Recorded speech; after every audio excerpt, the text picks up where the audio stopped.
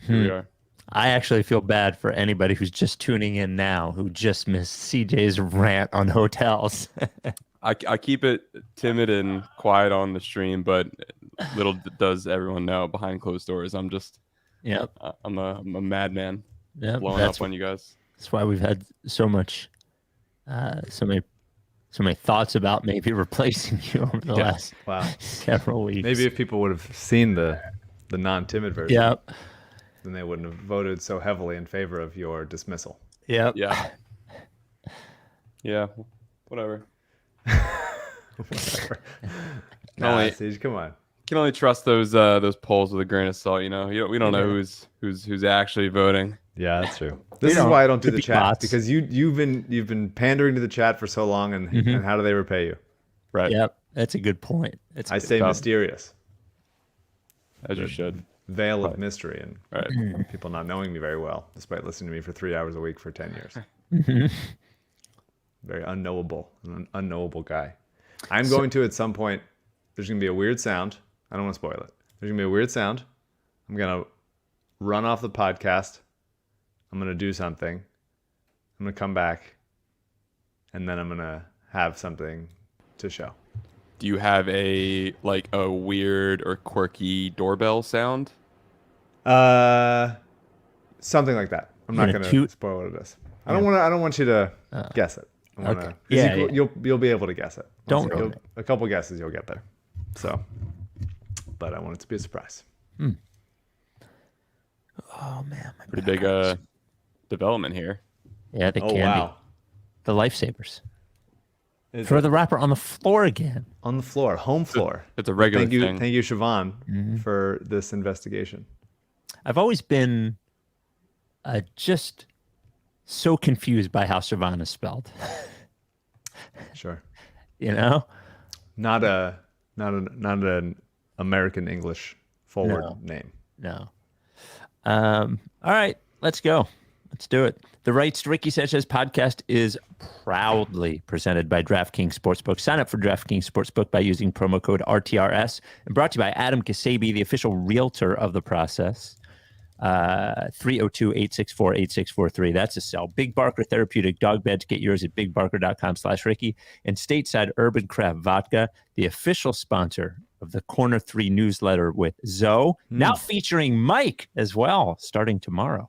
Statesidevodka.com. On the show today, the Sixers just wrap up 2 games that I was back and just put me right back in the ground. But they win this. They win the second one, so that's good. The trade deadline is 1 week away. The rumors have begun. People wonder if our big announcement, which is coming on Saturday, is a troll, is firing CJ, or is a real big announcement. And of course, we dip into the voicemails and the mailbag. And finally, we'll get to the Ringer Top 100. I did mention the big announcement comes on February 4th. That is Saturday. If you are on Fly the Process with me and CJ, you will get it early. We will tell you. It. Maybe at the which I said you were going to. I was like, "There's no way that you're not going to tell it. Yeah, leak it to the people that you want to leak it to." I have to, especially because they'll listen and they won't post it or anything. So, if you're coming to the happy hour of the pregame party, I'll mention there. Come to the happy hour. Stateside Urban Craft Vodka, I mentioned. Boy, did they step up Surfside. So Surfside is their amazing iced tea and vodka, which is just the right amount of sweetness, no carbonation, 100 calories, blah, blah, blah, blah, blah. But now they amped it up with the Surfside iced tea and lemonade vodka. There is the peach tea and vodka, and there is the straight up lemonade and vodka, all available at statesidevodka.com. All delicious. I don't even like peach shit, but that stuff is good, man. It's very good. The peach one is good. I like the iced tea and lemonade one the best myself, but I haven't had that one yet. I've been saving it. They were. It's hard to be drinking by myself every night. Yes. Like, okay, I gotta try all these statesides. I should be expanding my palate. Okay. Go to statesidevodka.com. Remember, you got to be 21. And if you're watching on YouTube, remember to subscribe. If we don't get to 10,000 subscriptions by the end of the regular season, CJ will be fired. Subscribe and set up notifications. Without any, I think that's everything, right? Yeah. Without any further ado, Amos and the chef.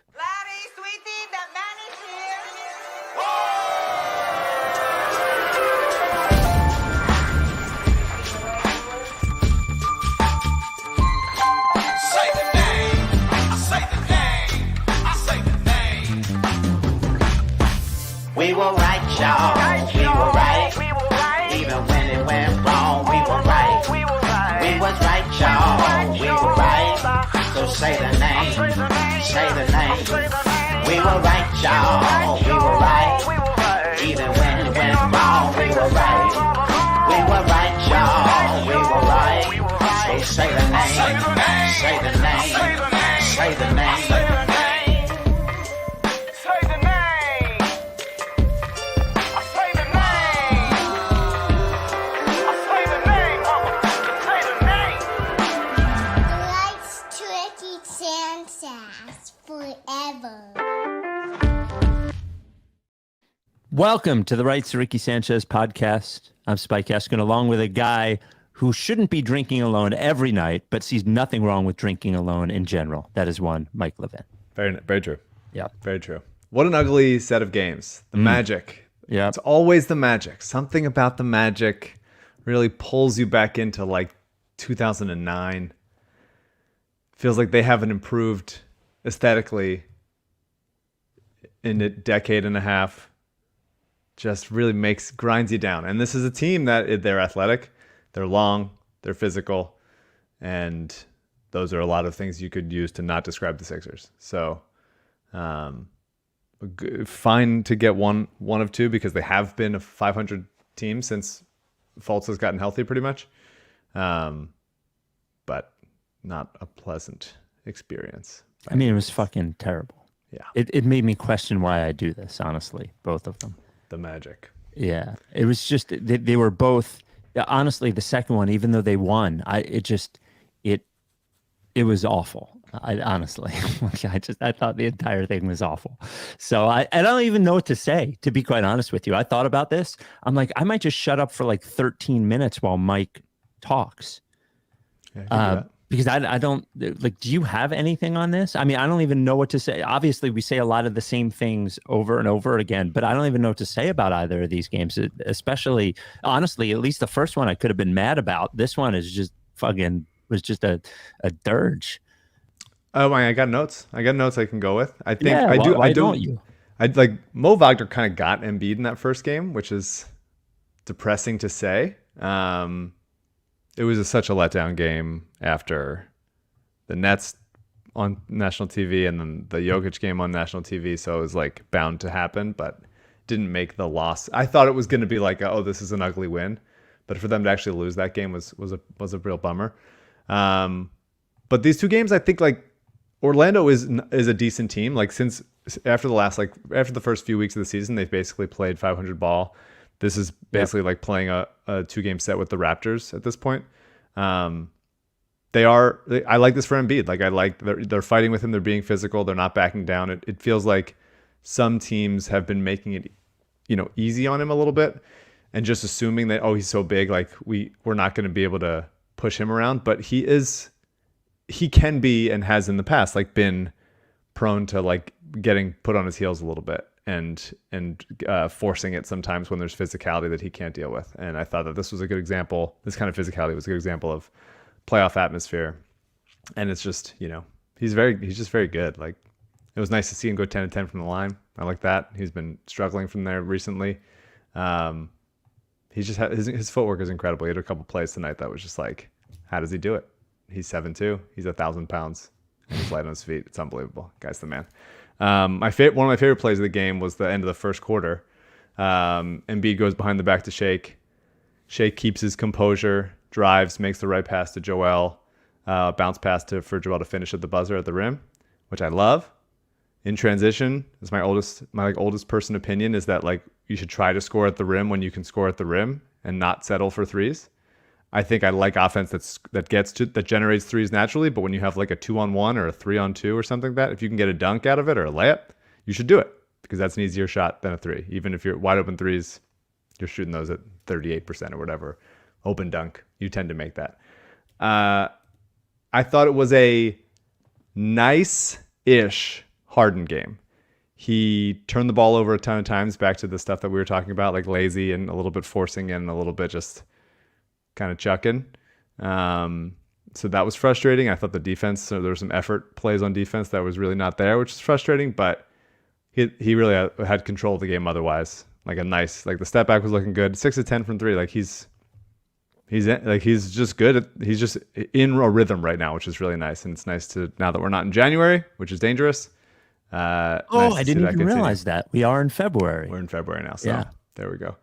But yeah, I mean, a good Harden game where he was dictating the pace the whole time, and it's just does he play too slow sometimes? Absolutely, but the game is in much more, assured hands when Harden is in there, and it's been nice. And we've said it at least 75 different times, but when this is obvious, but when the three, it's less obvious than it sounds. It sounds more obvious than it is. When the three is going down, it just, man, Yeah. and by the way, there is, He's been taking them off the catch. He had 3 off the catch makes tonight. and he, I think Allah mentioned it tonight. It does seem like there's the arc is back on it. I don't know. Maybe it's because it's going in, or I don't know if those things are maybe not mutually exclusive. But it does. I don't know. It's going in. Everything looks better when it's going in. But they have been going in, and as you mentioned in the last pod, the best percentage in a while. But he has been not just a steadying force on offense in general, but a steadying force. What's it called? I'm sorry. My flight got canceled from Newark. For Fly the Process? Yeah. No. It wants me to fly out at 9:50 p.m., but Joe is working on something better. What if you called the airline live on the pod and we just had to wait for it, for you to just scream at somebody? Don't worry, we'll get there. We'll get there. If I have to get to JFK at 7:30, I will. It'll be awful, but I will do it anyway. What was I saying? Oh, he's hit big shots at big. He's hit shots at big moments. That's the other thing too, like settling shots. A lot of times they've been a 3, which who knows when it'll come and go, but they have been settling. Yeah, for sure. I thought it was a very good Tobias offensive game. It was a Tobias looking to shoot off the catch game, and he hit 2 of 4 from 3, which is okay. And he was attacking off closeouts. A couple good driving kick moments for Tobias. Finished with 5 assists. Found Joel on the move one time for a nice finish at the rim. That was good. I love when Tobias is seeing the floor well. Got a dunk. Got a Tobias dunk today. We're counting those. Yes, off a scramble. Yeah, Yep. off an alley from Harden that was off a scramble loose ball, thanks to Melton and Maxey doing some hustling, diving on the floor and everything. One of my favorite plays of the game was Embiid setting an off-ball screen for Tobias. And they do this all the time, but it's never used. It's just an off-ball screen to get the ball at the top of the key, dribble handoff type of thing. It's never used for movement to inspire offense. Rather, it doesn't feel like it's getting us anywhere. And this was a time when it did. Embiid sets an off-ball screen for Tobias. Harden finds Tobias on the move. The defense rotates. Tobias swings it to PJ Tucker in the corner for the 3. It was really nice. It was a nice play. And I would love to, whether too many times the ball's in the hands of a guy who's not a good passer or doesn't feel comfortable making those passes that Harden made to Tobias on the move. And it's nice. I would like to see more of those. It was not a good Tobias defense game. Was not. I didn't even notice. I was in a fucking daze. I get it. The game was barely happening for me. I get that. Yeah. But just I'm going to talk the problems with this team, the things that are keeping me. I know you're back, and I don't know if the Magic took you back out, but the problems with this team are going to continue until something happens at the deadline, because the problems are point of attack defense. Too many guys just get into the paint whenever they want and force rotations, and then they can get open looks out of it. Tobias usually is better at that, at stopping and sliding his feet, being physical, but it seemed like they were just Franz Wagner's getting by him, Jalen Suggs getting by him, whatever. It's obviously the backup center, which we will talk about, and it's the lack of athleticism in rebounding and loose balls. And athletic teams like Orlando are just going to give him trouble if none of those upgrades come. And so Tobias today being not up to the par of defense that he had been previously, or usually is this season, the last couple seasons, was damaging to them and allowed them to stay in the game. Really, the reason they won this game is because Orlando shot 6 of 39 from 3. Did they really? 15% from 3, yeah. Wow. Yeah, I mean, they should have lost this game, for sure. Well, Orlando is this dangerous combination of young, so they try hard every game, but also just talented enough to be good. Not like the process Sixers were so untalented that they tried hard every game and it didn't matter. But this Orlando team has enough players to where the fact that if they catch you on a day when you're not when you're taking them lightly, which is I'm sure what happened to Boston and what happens to a lot of the teams they've surprised. They will grind you enough to win the game. Yeah, and it was just they won the game. It's fine. They made a couple plays that happened. Like I thought, Maxey getting a little bit warm towards the end of the game was nice, and he only made 2 shots, which was tough. But okay, in a second I have to leave. So when you do the ad, I'm gonna leave and to do this thing. When I do the Ksebe. Okay. But, by the way, we found me another flight. Here's the good news. I get to get up 2 hours earlier. So I get to get up at 3:30. So there you go. Very exciting for you. Your natural wake up time.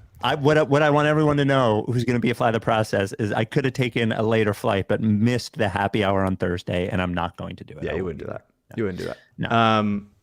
Maxey gets an ovation every time he checks in. Yes. And I think that's nice. It is. There's a nice thing of that. No other player gets it. Matisse maybe used to get one, but like Maxey really gets one. It's everyone wants to cheer him when he gets announced as like a starter, but now it becomes like, hey, here's our guy. Everyone's so excited to see him. I think that's nice. Is your big surprise that you ordered DoorDash? Is that what happened? No, Are you just gonna go get food? Oh, okay. There's a play that Maxey made tonight where it's very clear that he's learning from both Harden and Shake, both guys that make this play, where he drives at the big and uses his speed to draw the help. And as soon as the help comes, he had a really nice lefty whip pass to Tobias in the corner for the 3. And it's really nice to see. Those are like the progressions of Maxey's game that we want to see. Like obviously he's an incredible shooter. Obviously he can finish at the rim. He's a one-man transition, which is crazy for his size. But seeing him like develop as a passer and manipulate the defense is really, really great to see. Defensively, like he just can't do anything with Fultz. He couldn't do anything at all. No. And especially game 1, if Fultz murdered him. Yeah. I mean, Fultz is really good at initiating. He's always been good at this. He's really good at initiating contacts without extending and pushing off or anything, just finishing at the rim. He's so crafty, so smooth. And he's just too big for Maxey. There's not that many guys in the league that Maxey can cover. Like really Maxey needs to cover PJ Tucker. Like it would be a good idea for Daryl at some point to trade PJ Tucker to a team that Maxey will have to play 4 times so he can cover him, because that's something he could do. The other thing, by the way, Fultz has grown into his body. Like he is a big guy now. You know, he wasn't ever like small, but he was so young. But you look at him now, and he's a big, sturdy guy. Yeah, and he is stronger and bigger than Maxey is. And the shot's still a little bit weird, but he shoots it high. He can shoot it from the mid range. Like he can get anywhere. He's so smooth. Really, there was like the spin move to end the quarter was really nice. I talk about Fultz in the newsletter in the newsletter that's coming out tomorrow. On Thursday. Sign up for that. If you haven't, do you want to go get the thing? Yeah. So if what Mike was alluding to is that in the Corner 3 newsletter with Zoe, Mike and I are going to rotate week to week. We're each going to write a thing in the newsletter. So Mike is kicking it off tomorrow. So just go to writesrickysanchez.com/newsletter for that. One guy who's not writing in the newsletter because he's too busy doing other shit, and that's getting you a house, is Adam Ksebe, the official realtor of the process, Ksebe. Now, specifically, where he would be best getting you a house is the Delaware beaches. I had never been to the Delaware beaches until like 4 years ago or whatever. We had a dog. We wanted to go on vacation. We didn't want to drive all the way down to the what's the Carolina ones, CJ? The Carolina beaches, where somebody will say it in the chat. We went there for 2 years, but it's like 6.5 hours to drive down there. So we were like, where do we go? And we ended up going to Lewis Beach, Delaware, and it was fucking awesome. So Lewis Beach is nice. It's like sort of like cozy. Outer Banks, that's what it is. Thanks, guy. It's like cozy. It has like a few nice restaurants, a couple nice bars, but it's really close to Rehoboth, and Rehoboth has that like Jersey Shore vibe. It's just not as dirty. The other thing about Delaware beaches is that the property taxes are mad low, way lower than Jersey. There's all different options. There's Bethany, there's Lewis, there's Rehoboth, all that. So Adam Ksebe specializes in the Delaware beaches. If you want a beach house, what you do is you get the house, you rent it out for most of the summer. It ends up paying your mortgage, and you have somewhere to go a few weeks out of the year while you build up value in the house. Ksebe's your guy. He and his team out of Long and Foster and Bethany Beach cover all of Delaware, all of Maryland. If you want to sell a house in either of those states, if you want to buy a house in Delaware beaches, Adam Ksebe, 302-864-8643, 302-864-8643. And if you're looking to buy or sell a home in PA, New Jersey, New York, whatever, You're not left out with Ksebe. He can do it for you, but he can be your window to those people. You don't know what to look for when you're, looking for a realtor, but Ksebe does. So you can trust Ksebe. You talk to him. He interviews realtors. He finds your realtor for you, and you got a guy. 302-864-8643. Adam at processrealtor.com. That is Adam at processrealtor.com. Adam Ksebe. All right. Okay. Oh, it came. The Kismet bagels. There it is. He's got a bagel smear on there. You got a bagel. What kind of bagel is it? Sesame. Thank you, Jake. Jake. Oh, wow. You happy? Oh, that's good. There you go. That's nice. We had Kismet. There you go. You sent me some free stuff, dude. And guess what? Body bio. Oh, that little Gut Plus? I got to take a little Gut Plus with my food. Oh, and This then will hurt my tummy. get a house in Delaware. Do it all. Yeah. We actually had them without knowing that they were of the Ricky. My sister for Christmas ended up picking up a big platter from Kismet. We had a big old Kismet platter. This hat is crazy. Oh yeah, This is the highest hat I've ever worn. well in my life. that's like a me hat. That's not a Mike hat. That's I'm trying to. We'll see. Now I get to eat during the pod again. There you go. Do we have to talk about these games anymore? Can we talk about the trade deadline? And we have so many good voicemails about our fight. And A couple more things about the game, okay, and then we'll go to trade deadline. okay. Let me just finish chewing. This is fine. I'm waiting for flight confirmation here. So, a really nice George Niang game for a couple reasons. I'm gonna have a bagel in my teeth. He's got a really intuitive sense of when to cut, and I just like that. There's not enough guys on this team that know when to cut, that feel cuts, and can get plays off of it. Obviously, he's not the most athletic or the quickest, but he makes stuff happen. Harden drive, he draws help. He sees Fultz covering two guys and drift down into the corner. Niang foul line extended, cuts down the middle, gets a layup out of it off a good Harden pass. It's really those are good offensive plays. So often you see the Sixers, or in previous years and sometimes this year, settle for like, okay, there's one guy covering two of us, and there's nothing we can do out of it. And like opportune cuts is a way to get easy offense out of it when Harden draws a double, or Maxey draws a double off a drive, or Embiid draws a double. Like those kinds of things are so huge, and they're going to be huge in the playoffs. That prevent teams from doubling in the first place, so Embiid can go one-on-one, or just like make some offense happen off movement. It just needs to happen. Some things off movement would be so great. So that was a nice cut from Niang. One other play, not really Niang based, but Maxey has a corner three. It's his first make of the game. Everyone's kind of they call timeout. Everyone's like, okay, it's a little bit like, this is what we're supposed to do. We're supposed to beat the Magic. Casual reaction.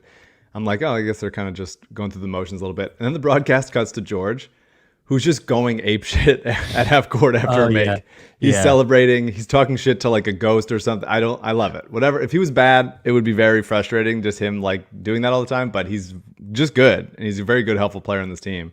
One that I don't think that they have to upgrade at the deadline. And I'm just happy that he's here and doing his thing.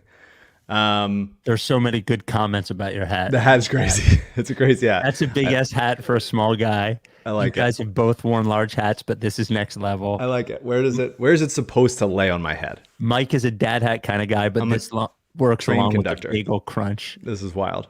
Mike looks like a little kid on a little league team. I do feel like a little kid. Yeah, a little kid playing like a conductor. One of my favorite possessions of the game was the possession where they got 3 offensive rebounds in one play.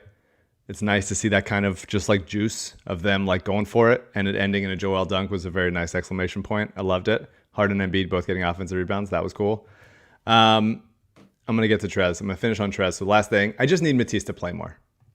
I need him to play more. His numbers are too for it. His on-off numbers are too good. He makes things happen. He's got to play more than 10 minutes a game. I'm so glad he's not going to be here for another week. Maybe he's not, and maybe he's not. But even more of a reason to play him like 18 minutes. Yeah.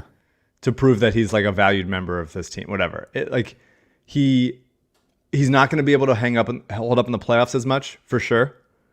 But in the same way that like PJ Tucker will, like you should play Matisse more in the regular season. Like he needs to play in the regular season. Like give him 20. Because he solves a lot of their athleticism issues just by being around and long and anticipating and like makes some stuff happen and triggers other stuff. Other thing, he has to dunk more. He got a really nice off a cut. I think it was from Harden. He goes to dunk. He goes to lay it up and he gets fouled from behind. But like, that's a dunk. It's a wide open dunk. Just be dunking. Why do I have to keep saying it?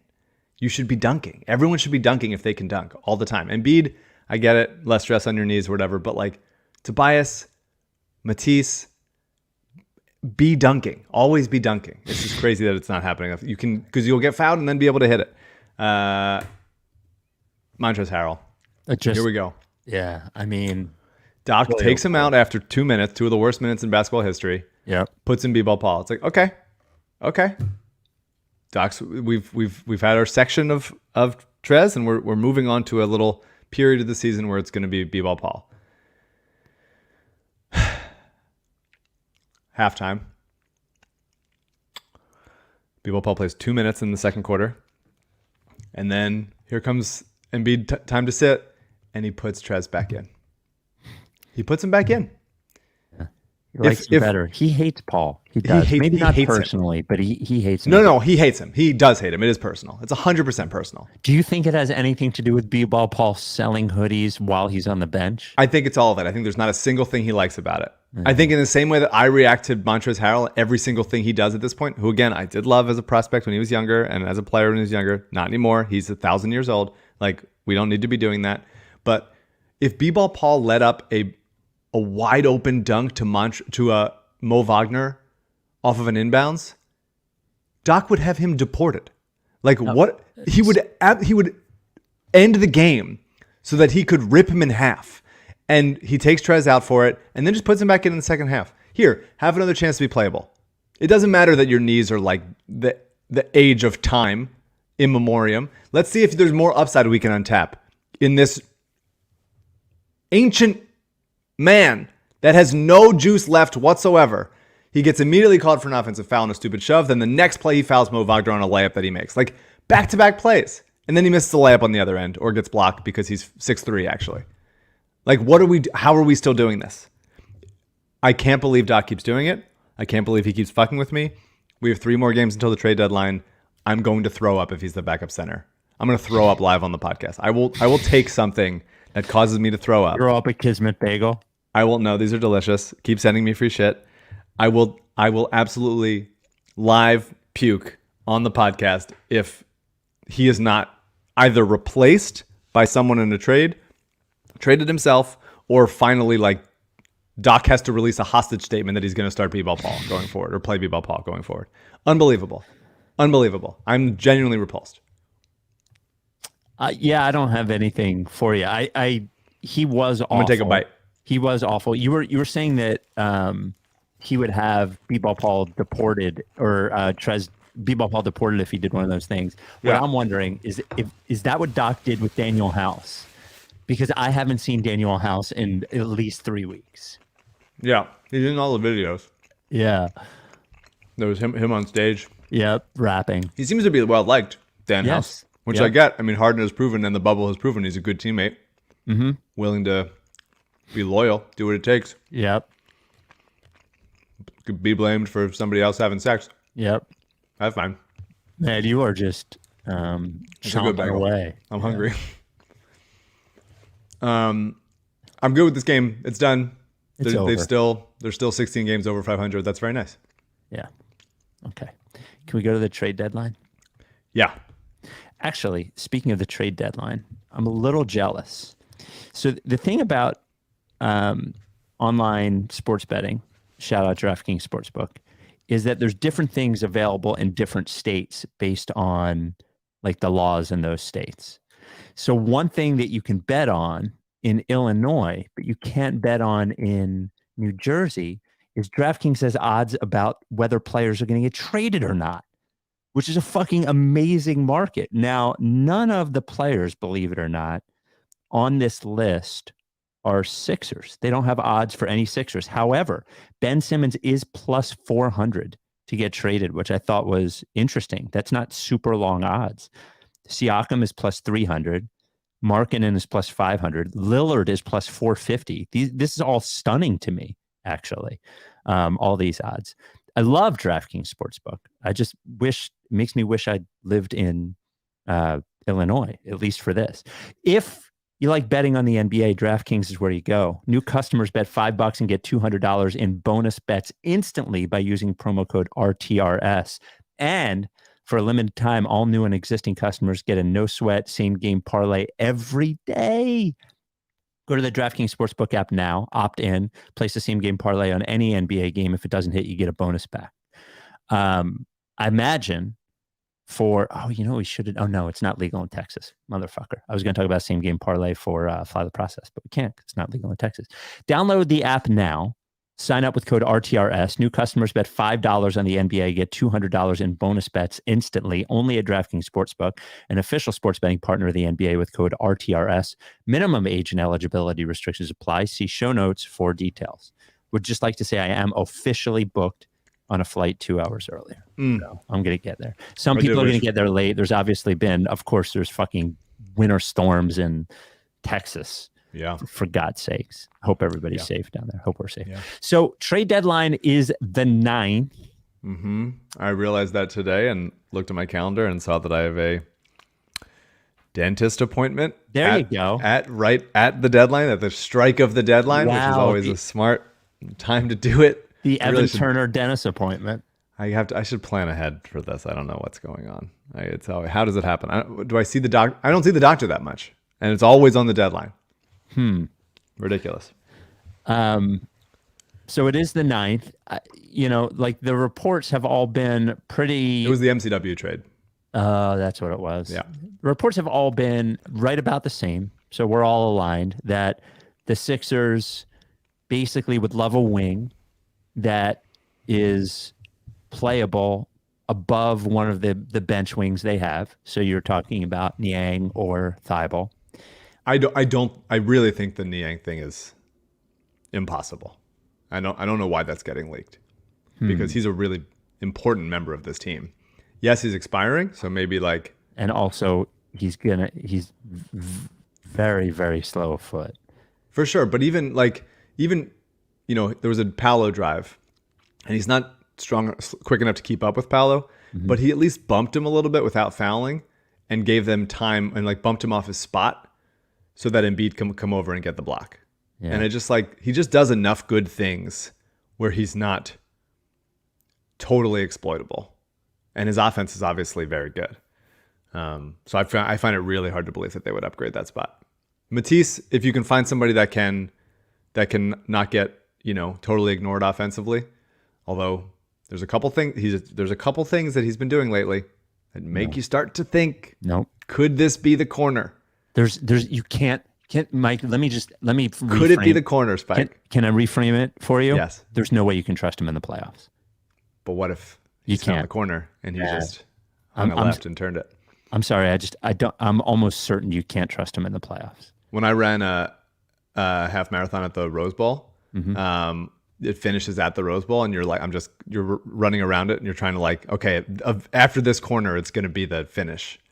And it just kept not being a corner because it's a circle, and it took a lot longer than I thought. And I feel like that's the experience of rooting for Matisse Thybulle to figure it out offensively. So the other option is, a backup 5. The first option is backup 5. Well, the other option is backup. The most 5. important option in the world. How do we keep doing this? I do think. If they just go buyout market, somebody's going to come, I'm going to lose my mind. It doesn't seem like there are big things available, though I do think that, and Kyle wrote this, the only 2 people that he wouldn't trade are Harden and Embiid. I think he would trade Maxey if there was some giant deal out there. I do think, obviously, that deal would probably also include Harris based on salaries and stuff, but it doesn't seem like anything of that is out there. It'd be so surprising to me if he traded if Maxey and Maxey maybe trading Tobias at his salary, that would change so much of the ecosystem of this team. Well, trading Maxey, come together.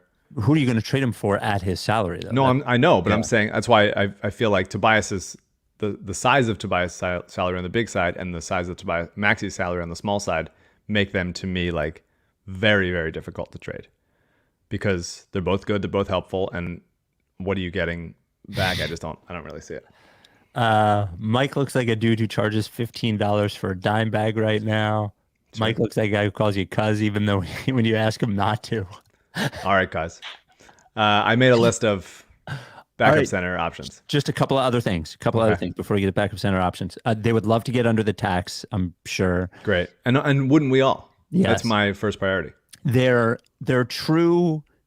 Josh Harris buying our rivals in every single sport, but let's get under the tax. We got to get under the tax. We got to do it. The people who we haven't mentioned, who are like the assets that they could trade, 2029 first, Korkmaz, Springer, and last thing is there was a rumor that from Mark Stein that the Kings showed interest in Matisse.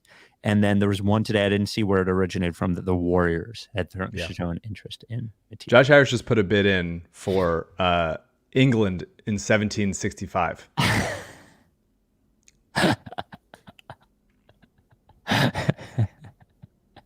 Yeah, got to get under the tax. Let's do it, Josh. Let's get under this tax. Yeah. All right, so here's my list of backup centers, and we can talk about them one at a time. Number one is obvious. It's Robert Covington. You would look for a guy who he's in the rotation right now for the Clippers, so it'd have to be some sort of 3-team trade, maybe with Utah. But he's in the rotation now. He's helpful. He can play with Embiid, obviously. And I'm looking for someone that would be a really nice, because PJ on his own, I struggle to this season see him holding up as a backup center. But if you gave him another guy like him, it's a game though. You don't think you could do that? I would like it to be with somebody like Covington. Or PJ Washington, who's also a little down on this list, who's probably too expensive for the Sixers to get. But those kinds of things, it can't just be PJ on his own. So I would like that. Okay. Covington would be great. Would be great to have a homecoming for him. Okay. Some fans would not be happy, but obviously we would. Obviously we would. Yeah. Mo Bamba, who I've mentioned before. Did he play tonight? I don't think he played. I didn't see him. No. But I was barely watching. You were. Is he great? No, but he's a guy who can protect the rim and he can pick and pop. And Montrez can do neither of those. So give me someone that can either shoot or protect the rim. It's got to be at least one of them. And Trez is a negative on both. Okay. Drowning. Andre Drummond is obviously been mentioned a bunch of times. We don't love him. I think he's certainly better than Trez. I wouldn't trade anything of value for him. I wouldn't trade Matisse for him. But if you can get him for whoever in a second, then fine. Jared Vanderbilt is a guy I've liked for a long time. He is a little too b-ball polished for me to feel comfortable that Doc would play him unless Trez was sent out in the trade. So that would make me nervous if Trez is retained while not getting a guy that Doc is for sure going to trust. Vanderbilt switches everything. He has a little bit of a corner three. He can rebound. He can pass. He's just a really fun guy to root for. Energy guy, actually athletic, catches lobs, all that stuff. Another guy, I don't think that they're going to trade him because he's excellent. But have you watched much Santi Aldama in Memphis? No. He's awesome. So he was drafted, I think, towards the end of the first round last year. So it's his second year. He plays power forward. The Grizzlies really run two big guys out there at once, whether it's Jaren and Steven Adams or Xavier Tillman or Brandon Clark or whatever. So Aldama is one of those guys. And he's just awesome, man. He's really strong. He's compact. He's confident shooter. He can step into it. He flies all over the floor, really fits it. Obviously the Grizzlies wouldn't be dying to move him, but if they decide to sort of consolidate a couple things into one big thing, whether, Zach Lowe's obviously mentioned a Kuzma or something like that, and Aldama is coming out in that trade, but then, whoever they get, say the Wizards or whoever, like Matisse better, and you can just swap those or something, then that would be a way for Darryl to sneak in and get somebody that I would really like a lot. Again, would Doc play him? I don't know, but I think he's awesome. I really, especially watching him in person, you're like, this guy's just good. He played at Loyola. Starting to feel like the end of the draft pod here, Mike. No, he's great. To feel like the end he's of the great. draft. He's awesome, and he's really cool. And I honestly don't want him to trade him, but if they do trade him, they should trade him here. Okay. PJ Washington, we talked about. He's awesome. Chris Boucher, we've talked about. I love him. He shoot 20% here, but he at least can shoot and protect the rim. and the Raptors keep not winning. Like, honestly, I would prefer Frank Kaminsky. Like, honestly, Spike, I would prefer Frank Kaminsky. It's not a joke. I 100% would prefer Frank Kaminsky. He can shoot. He can stretch the floor. Can he defend? No, but neither can Trez. At least he can shoot, and he can be, he's at least a vaguely aware, alive offensive player. I don't know. I didn't listen to the podcast. What is it? Who did the podcast with him? Oh, I mean, look, I don't know this, and obviously we've had too much anti-Semitism talk in the NBA this year. But like, if I had a bet, he didn't know. Like, I probably agree. Yeah, he didn't even know what the fuck he was saying. It's probably a word he heard. He was online. If you've ever look, I'm not making excuses for him. No, for sure. Jewish, but if you've ever been online getting your ass kicked by some 14-year-old on an online video game and they're calling you names, like you lose it. It felt like it was a word he heard that he's just a big baby. He said something. Yeah. I don't know. I'm not to defend him, but because I am Jewish, I feel like it's funny to laugh about. Yeah. I don't think he knew it. But in any case, he's like, I read the article. It's like he's seen 75 different rabbis. He's gone to like Hebrew school. He's converted. He's like, there's no way Jesus Christ was the savior. So, you have to say it. Yeah. Make him say it. Myers. He could shoot. I don't know. When he was in the league. For sure. And he's big at least. Daniel Tice, who hasn't played this year but is on the Pacers. I don't know what's going on with him, but if he's alive, I would prefer him to Montrezl Harrell. Detroit seems to think that they want to put Isaiah Stewart and Jalen Duren together, like, for the future. I don't think that's a good idea. No. And they have, like, Bogdanovich is basically a 4, and Cade matches up better with 4s. So, like, really, are they going to Sadiq Bey as a 4? Like, are they really going to do it? So if they really like Matisse for some reason, I would trade Matisse for Isaiah Stewart and see what happens there. He's got an extra year on him. Dario. I would love Dario. Bring Dario. He's not a rim protector, but he does grind. And he grinds and center for you. He's stopped shooting a little bit, but he at least can. So I would like Dario. That'd be fun. I've seen people talk about Naz Reid and be like, oh, he's similar, like, all offense, no defense, that Trez is. Trez is not offense. It's important to know that at this point in his career, Montrezl Harrell is no offense. He's no offense. He's no defense. He's nothing. I saw a Sixers video that they released that he's a good DJ. That's nice. I think that's a valued member of the team. You want him on the aux cord? Great. On the court, though, he doesn't provide anything at all. So Naz Reid is an exceptional offensive player for a backup center. I think he is going to get paid this offseason pretty big by somebody. But for a half-season rental, absolutely would love Naz Reid here. He at least can make the offense go. He can pick and pop. He can make things happen. He's can make plays on the ball. He's good.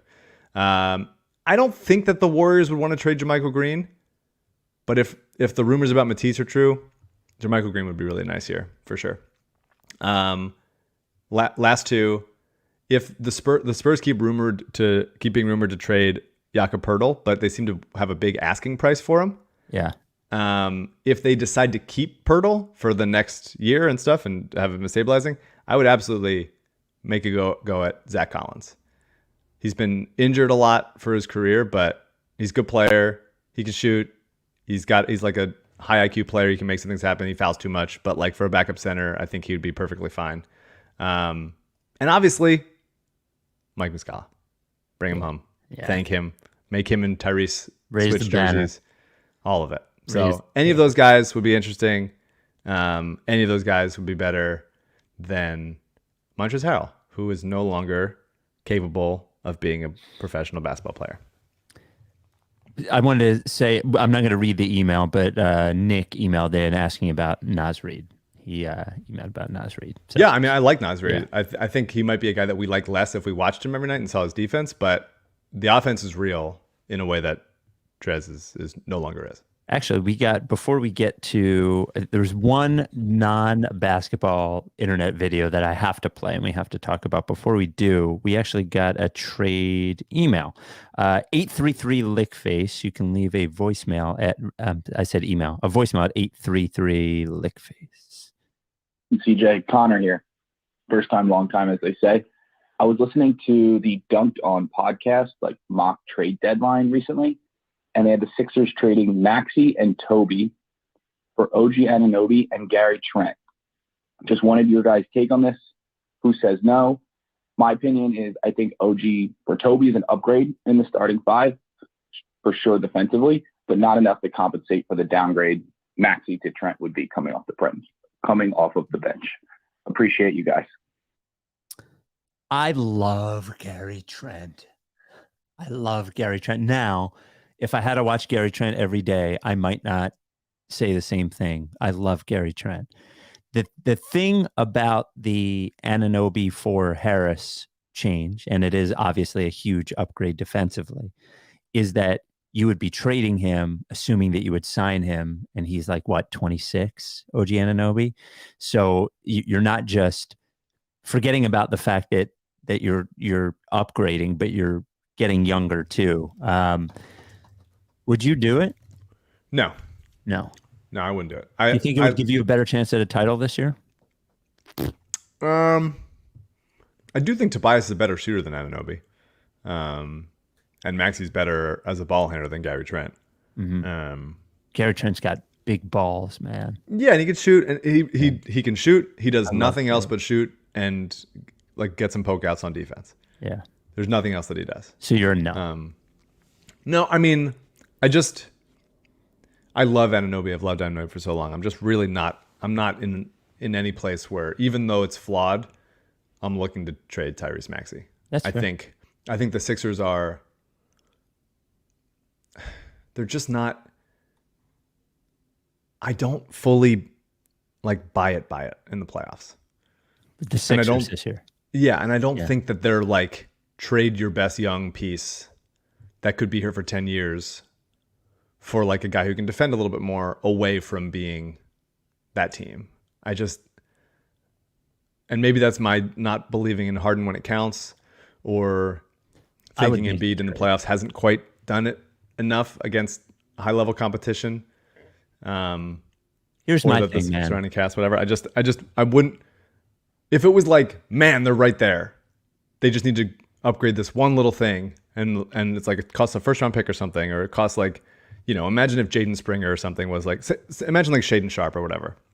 Shaedon Sharpe is playing for Portland, who's like a high upside prospect that people like, that has popped, but he's still young and he's still like figuring out how to contribute like in a cohesive way that's not just like highlights. If they were like trading that type of guy away, that's like their 8th man, 9th man, I would be like, hell yeah, let's do it. But like Maxey is already there. Are you sure that Maxey's going to have a better career than Anunoby? A better career? I think they're so different. Next 5 years, who's better? I mean, it makes it tough, right? Because if you switch them, because you were comparing just positionally Toby and Anunoby and then Trent and Maxey. Mm-hmm. But if you flip them and you say, who's better, Anunoby or Maxey, and then Trent or Tobias, it's like, if you trade, it's less what Gary Trent or Anunoby do for you, and more like if you trade Maxey, then we are latching ourselves to James Harden with a bomb ready to go off. Bro, that's like, where we are, man. But I think that Maxey gives you he's so good and can be so good and can continue to get good that if Harden, whether it's this year or next year, walks or is traded, then there's still like Maxey and Embiid for the next, think Joel, like 4 or 5 years. And we can feel like we have a shot. And then you fill out those guys with Gary Trent and OG Anunoby types. If you were to tell me like, hey, this year I would keep it as is, and next year I would say trade Harden for like, say, Anunoby and Gary Trent, then I'd be like, absolutely. Trade Harden for Anunoby like next year. I'm making it up. Like it's not like a thing, but like Maxey, the thing I'm looking at Maxey is like the next 5 to 10 years. Yeah. He is vitally important to this team and of sustaining Joel's prime. If you just tie Joel's prime to the last remnants of Harden's prime or usefulness or whatever you want to say, then they're just feels like, God, you have no other options. And with Maxey here, you still have options, and there's flexibility. Before we get to, But I do like both those players. yeah, Like, before we get to an outstanding set of voicemails and one piece of internet audio that I feel like we need to play, even though we are not a football podcast. Big Barker dog beds. I love that my dog sleeps in a Big Barker because I know it is doing its part to keep him healthy. How many beds could you say that with, right?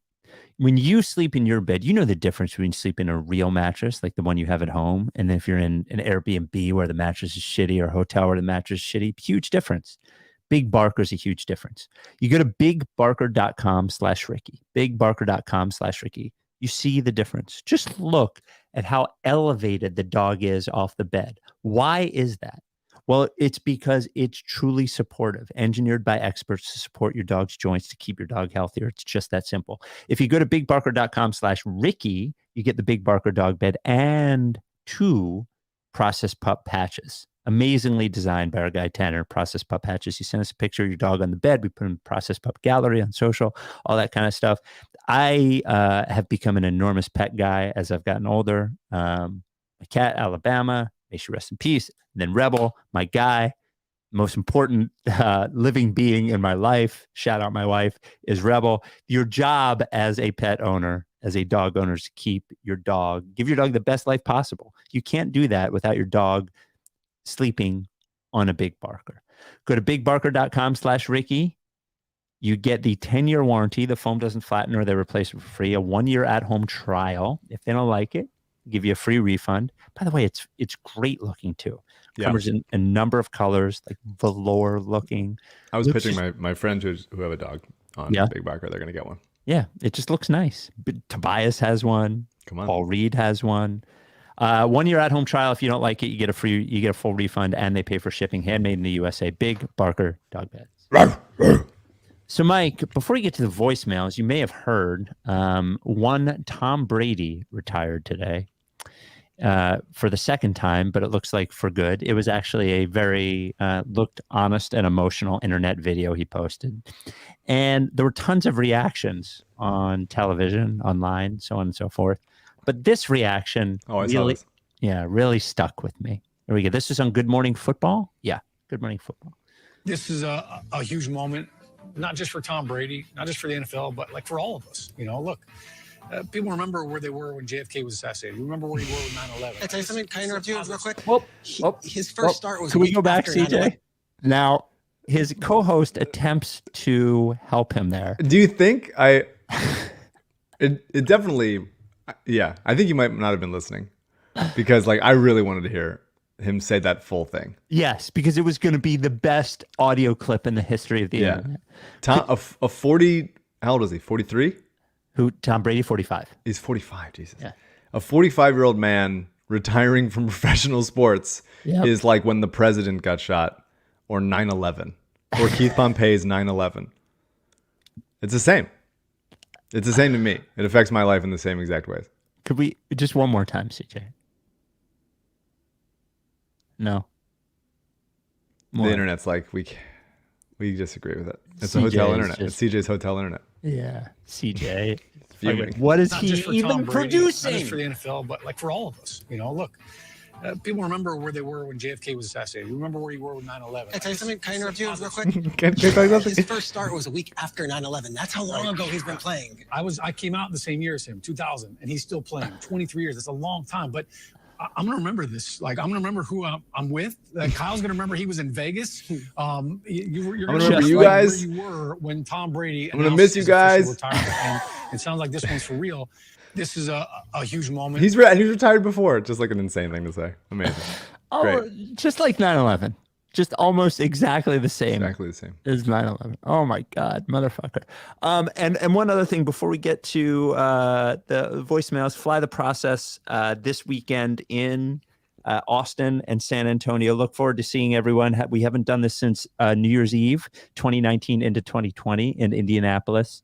Of course, we're going there to visit Brett Brown and Greg Popovich. If you're listening to the pod this week, he listens out. to some. He comes in and out. Get kicked out. It will be the first time I'm ever in person with CJ. Wow. Measurement contest. Yeah, Mortgage CS folks will be there. Body Bio Mike will be there. I don't even know if I should expose this, but like my brother-in-law runs Fans of Philly. Joe. Mm-hmm. We all love Joe. Joe is fucking a sweetheart of a guy, and I'm so proud of Fans of Philly. He's a great company. LL is a wonderful guy, but like he can be high maintenance. Was he asking for stuff?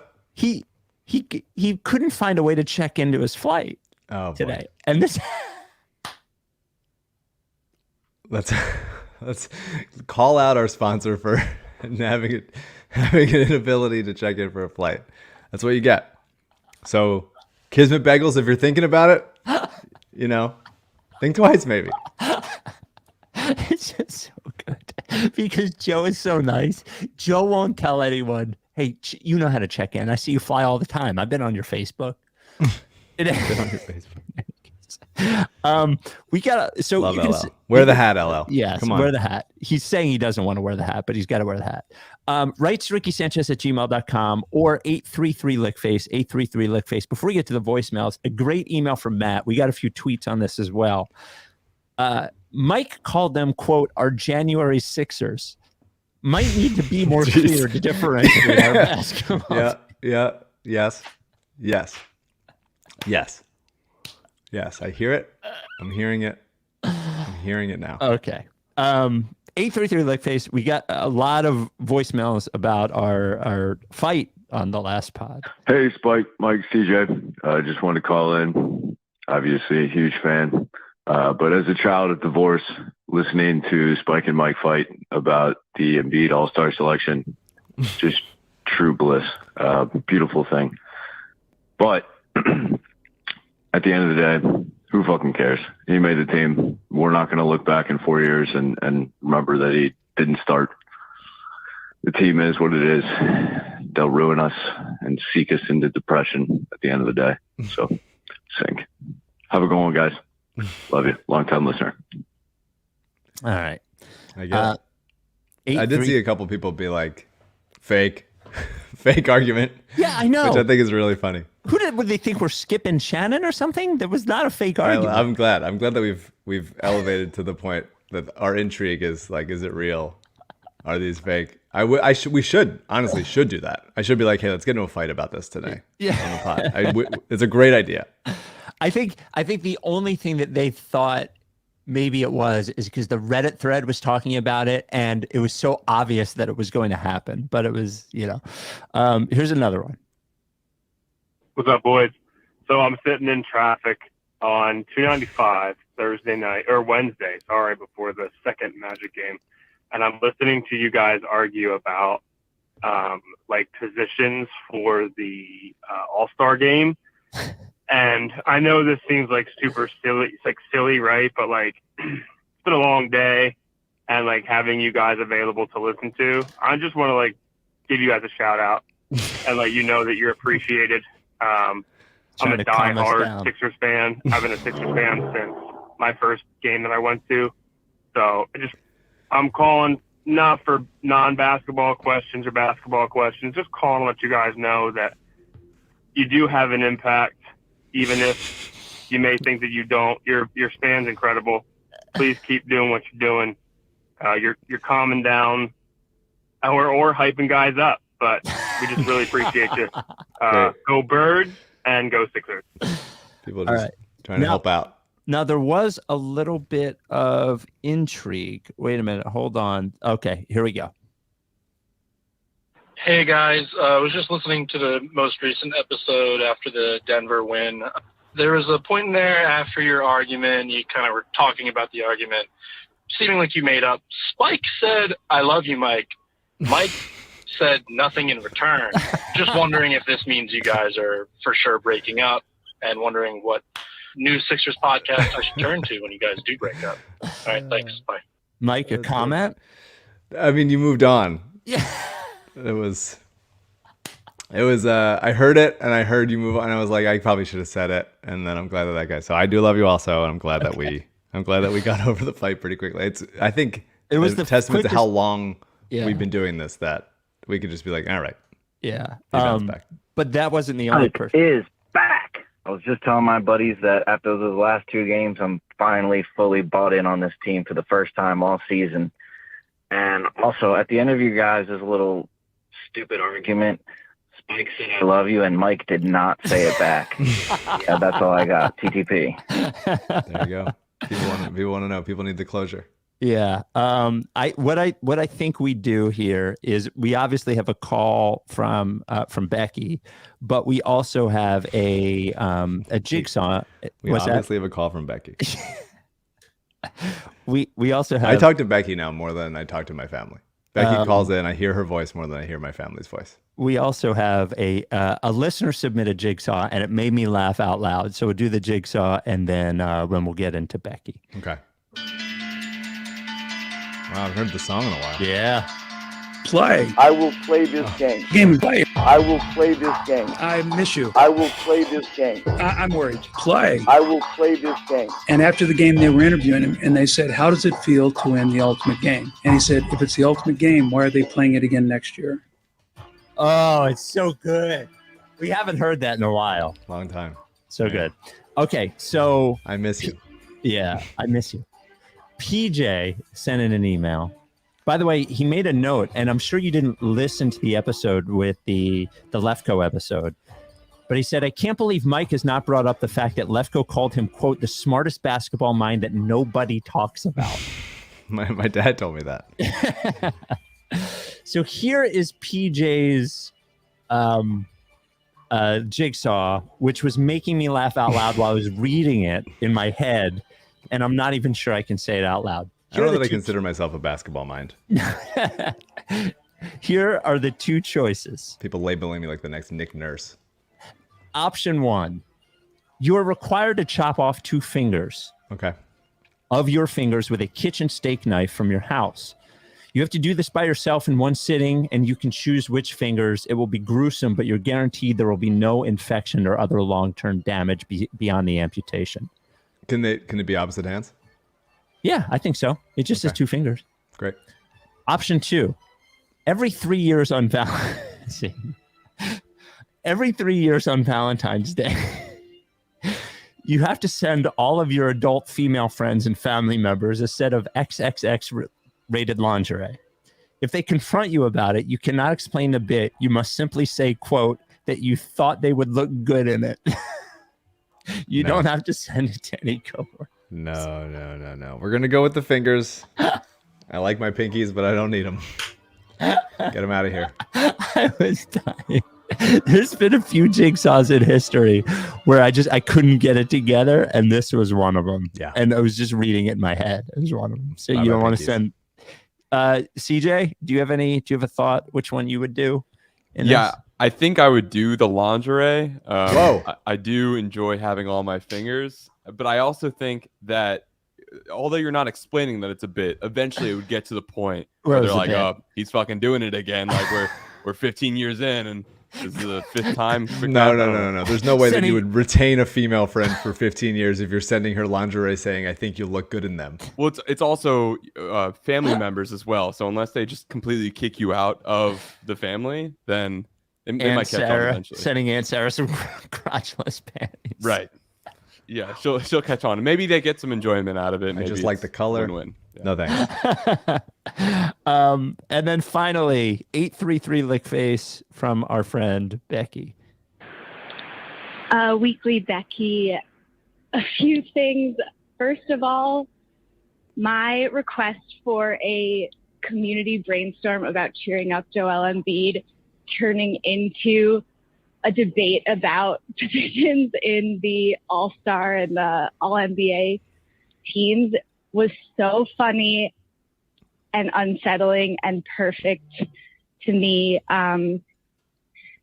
Spike, my guy, you know this is a pro Spike segment, but your opinion on this is absolutely bonkers.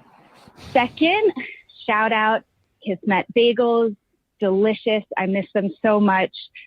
Thank you for believing in me. Wow. I'm still kind of pissed at the Ricky for not using my cantaloupe bagel idea.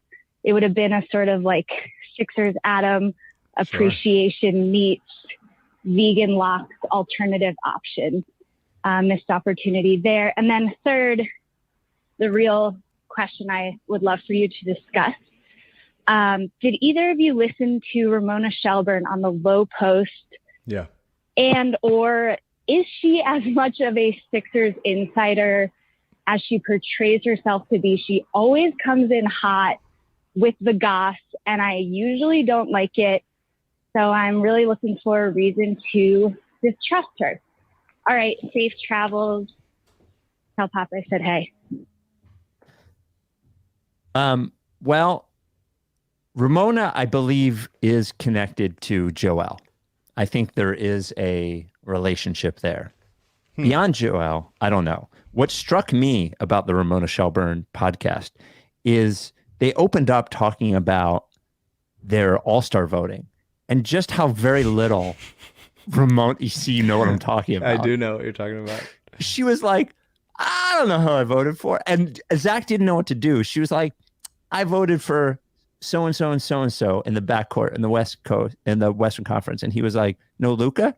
She was like, nah, Luka in there. He was like, nah, Luka's only a guard. She's like, which is dumb. I have Luka in there. And the entire pretty good. The entire thing. It was pretty good. Yeah, that part was good. What do you think? Do you think she has a Sixers insider information? You know, I don't know. I find the idea of sourced reporting in sports to be a peculiar thing, because it's obviously, there's no like, you know, with the exception of like obviously very serious things about like organizational malpractice and dysfunction and stuff, like nobody's taking a stand about anything. It's not, there's not like whistleblowers for like a trade request. It's a fundamentally unserious thing that everyone just has like agendas about. And so you're like, either some agent told you or some front office guy was pissed and told you, or like you heard somebody else say something and then you like sort of repackage it as your own opinion of like, I just sort of feel like this is going to happen, and you don't really feel confident. So I have no idea. Yeah, I don't really have any. I don't think she doesn't have somebody. And like I said, I think there's a Joel relationship there, but like everything that comes out to somebody is slanted in a certain way. So yeah, so I don't know. But I would tell you to listen to it just for the all-star vote. Pretty funny conversation. That was an all-time. There was a good, it's from a week or two ago, but there was a good Rich Hoffman article on The Athletic about Shake and Tyrese and their connection. Did you read it? I did not. It was good. It was, and I didn't realize this. I should have put this together. It was like, okay, so Shake went to SMU and Maxey's from that area in Dallas. But Maxey's dad was an assistant coach at SMU, and Shake was there when Maxey was a big high school recruit. He was like a junior when Shake was they're like a 4-year age difference or something. And so now that they're like backcourt mates together, it was an interesting article and hearing like how there's such different kinds of guys, but they get along and like each other. It was just a nice read. Recommend. I will read it. I haven't read Rich in a while. Is Rich like not on Twitter anymore? He's doing it. He is? Rich is out there. I feel like I haven't seen him. Did you unfollow Rich? No, I don't. Fit of rage? I'm really. Hold on, let me make sure. He's out Maybe there. he said something that made me mad. That might have been it. I would love to be like, yeah, I muted him. There's so many Rich Hoffmans, and I'm following him, and he's not muted. Interesting. Yeah, I don't know. Yeah, he's out there doing good work. Okay. All right. Well, what do we have? We have a 3-game road trip, right? The trade deadline a week from tomorrow. Yep. And Sixers, few games out of first, just grinding along as Mike wears a giant Kismet Bagels hat. Huge hat. We will talk to you. I will be, and CJ will be in San Antonio, God willing, on Saturday. And that is where we will talk to you from, where we will make our giant announcement. And the options being A, it's a troll, which it is not. B, it's a real announcement. Or C, the announcement is that CJ gets fired. Yeah. We'll see what happens. Yeah. We'll talk to you Saturday. Are you down with TTP? Yeah. You know, lick face.